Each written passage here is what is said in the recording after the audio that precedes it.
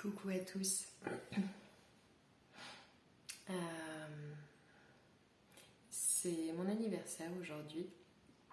Et ça fait maintenant 36 ans, jour pour jour, que je suis venue œuvrer sur cette terre. Et pour l'occasion, j'ai quelques messages à vous partager. Ce post, il ne concernera pas tout le monde, seulement quelques personnes qui se retrouveront en mes propos. Et c'est pour aiguiller ces personnes-là ou partager mon expérience que je fais ce petit post. J'aimerais parler des gens, des êtres qui sont venus sur cette terre instaurer un nouveau modèle. Un nouveau modèle en général, mais du coup aussi dans la sphère familiale et la sphère de couple. Je fais partie de ces gens-là. Et c'est très difficile pour moi de jouer ce rôle de pionnière, en fait, très clairement, au sein des relations. Et derrière ça, le but, s'il en est de redéfinir l'amour terrestre, de moins le séparer de l'amour divin. Puisqu'en fait, là où on va,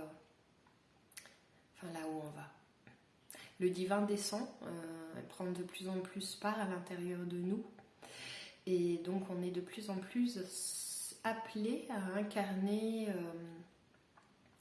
nos convictions profondes et notre façon d'aimer, voilà, dans l'humain que nous sommes. Donc c'est très difficile pour moi d'incarner comme un nouveau modèle relationnel dans la mesure où bien entendu il n'y a pas de repère par rapport à ça. Moi je fais partie des gens qui cassent un peu toutes les anciennes structures familiales et structure de couple aussi, relationnelle en fait, en général. Mais du coup, je n'ai pas de repère, encore une fois, pour construire un nouveau modèle. Et c'est en fait, ce nouveau modèle, il se construit vraiment jour après jour dans mon quotidien. Mais voilà, c'est en ça que c'est pas facile, c'est qu'on n'a pas trop de repères pour avancer sur cette ligne-là. Et c'est pourquoi je fais ce message en fait.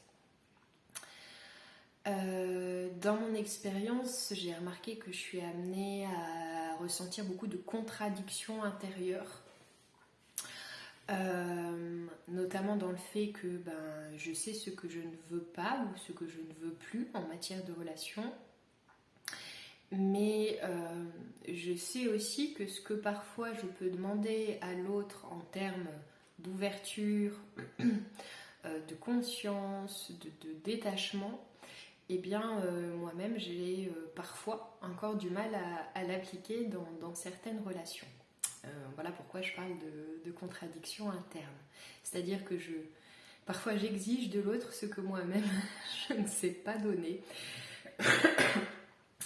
Mais c'est intéressant de l'observer, de voir comment ça se joue en nous, où est-ce que ces anciennes structures viennent nous chercher, nous rattraper. Dans mon cas, en l'occurrence, c'est beaucoup en lien avec la possession, je crois. C'est difficile pour moi de ne pas vouloir avoir l'autre à moi. Je ne parle pas spécialement de relations amoureuses, je parle vraiment de relations au sens large. Mais voilà, d'enlever toute once de possessivité dans mes relations. Alors bien souvent on dit que ça va avec la jalousie. Bien sûr parfois je la ressens aussi, mais c'est surtout la possessivité moi qui me concerne. Bon, des exemples je pourrais en trouver plein, mais tout ça pour dire que dans ce chemin-là, parfois on a envie d'incarner quelque chose, on a envie d'expérimenter aussi quelque chose dans une relation, quelque chose d'ouvert et d'universel, quand on parle d'amour universel. Et puis parfois on se confronte à soi-même et on se rend compte qu'on a des limites aussi encore là-dedans.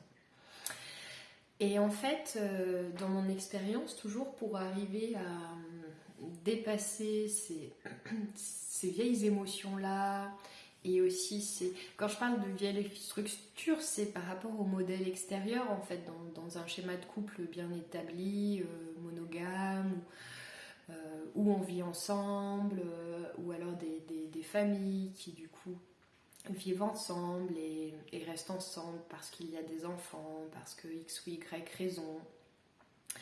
Voilà, pour moi, ça fait partie de tout ça aussi, ces anciens schémas. Donc moi, je suis à un stade de ma vie où j'ai déconstruit énormément de choses à ces niveaux-là, mais j'ai encore une difficulté à incarner pleinement un couple divin ou ce genre de choses, ce qui fait que je fais des rencontres, j'échange de l'amour partout en fait, parce que l'amour est partout. Dans mes relations, en fait c'est pour chacune des relations sacrées, des relations où il n'y a plus vraiment de distinction entre relations amoureuses, relations amicales, où tout est mêlé en fait, parce que je réintègre le fait que l'amour il est en moi tout simplement, et que donc l'amour que je ressens pour telle ou telle personne c'est toujours le même en fait. C'est ça qui est difficile à vivre aussi dans la société dans laquelle on est. Difficile aussi de rencontrer des gens qui résonnent totalement comme nous, ou alors si c'est le cas, comme je le disais tout à l'heure, on peut être mis face à nos contradictions intérieures. Donc tout ça, c'est pas évident pour ces pionniers-là. Quelque chose de très avant-gardiste là-dedans. Moi, je suis convaincue qu'en fait, c'est le modèle de ce qu'on nomme la nouvelle terre en matière d'amour. C'est-à-dire le fait d'aimer universellement, le fait de se détacher de toute émotion humaine qui n'est pas l'amour. Et c'est pas toujours facile. Et ce que j'observe aussi, c'est que dans mes relations, des fois, mon humain se dit, mais est-ce que, à nouveau, je pourrais être amoureuse, ou comme on l'entend, au sens où on l'entend aujourd'hui, en fait, parce que je me sens à un endroit maintenant très loin de cette forme d'amour-là, qui est un amour finalement très limité et qui ne répond pas totalement à la dimension de cœur que je porte en réalité. Et donc... là où ça amène beaucoup de paix en moi dans toutes ces expériences, c'est à comprendre que la vie elle attend rien de moi en particulier, et je veux dire elle attend pas que je m'engage dans telle direction, dans telle autre, juste que je me sente libre dans ma façon d'aimer finalement. Je parle vraiment d'amour ici et de relations en général, je ne parle pas du tout de sexualité, je tiens à le préciser. En tout cas, le fait de renoncer, alors ça c'est un mot très important pour moi et dans cette vidéo finalement, c'est que le fait de... On est amené à aller vers le renoncement. Justement, ce qui est compliqué aussi dans toutes ces relations et dans comment on expérimente l'amour, dans comment on a envie de le vivre, c'est que une part de nous aimerait pouvoir tout vivre sans s'engager nulle part. Je parle encore une fois, pour une catégorie de personnes bien précises. J'ai conscience que tout le monde ne fonctionne pas comme moi là-dessus. Mais du coup, le fait de renoncer à aller dans des relations qui ne vibrent pas avec notre vérité intérieure, même si on a de l'amour pour ces gens-là, c'est en fait primordial pour arriver à vraiment établir dans la matière, dans le physique, la réalité qu'on souhaite quant à cet amour universel et inconditionnel. Voilà, le renoncement. Renoncer aussi en matière de relations à toutes les relations qui ne nous amènent pas une réelle joie profonde. ça aussi c'est une phrase très importante. Parce qu'il y a des relations où là aussi on peut ressentir de l'amour, on peut ressentir des liens. Et puis ces relations-là ne nous ramènent pas la joie finalement. Même si ça peut être parfois des connexions importantes. Aujourd'hui, on est vraiment profondément appelé à nous débarrasser de tout ce qui ne sert pas la joie en nous et tout ce qui ne va pas dans le sens de cet amour universel. Je ne veux pas dire ici qu'il s'agit de se lier à tout le monde ou à n'importe qui ou d'être dans une forme de, comment on appelle ça, l'inverse de la monogamie. C'est pas du tout le sens de mon propos. C'est juste de pouvoir être en paix avec une dimension de cœur bien plus grande en fait et beaucoup moins cloisonnée que ce qu'on nous inculque. Voilà, d'être en paix avec ça même si c'est une façon de fonctionner différente. Voilà. J'espère que mes propos auront été clairs et assez directs. J'espère surtout que ça vous sera utile. Si vous souhaitez échanger sur le sujet, n'hésitez pas. Ça me fera toujours avancer moi-même dans mes propres réflexions et ressentis.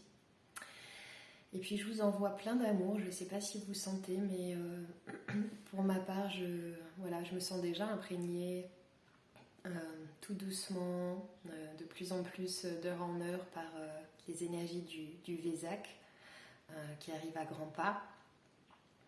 Alors je vous souhaite un merveilleux Vésac à tous et je vous aime très fort.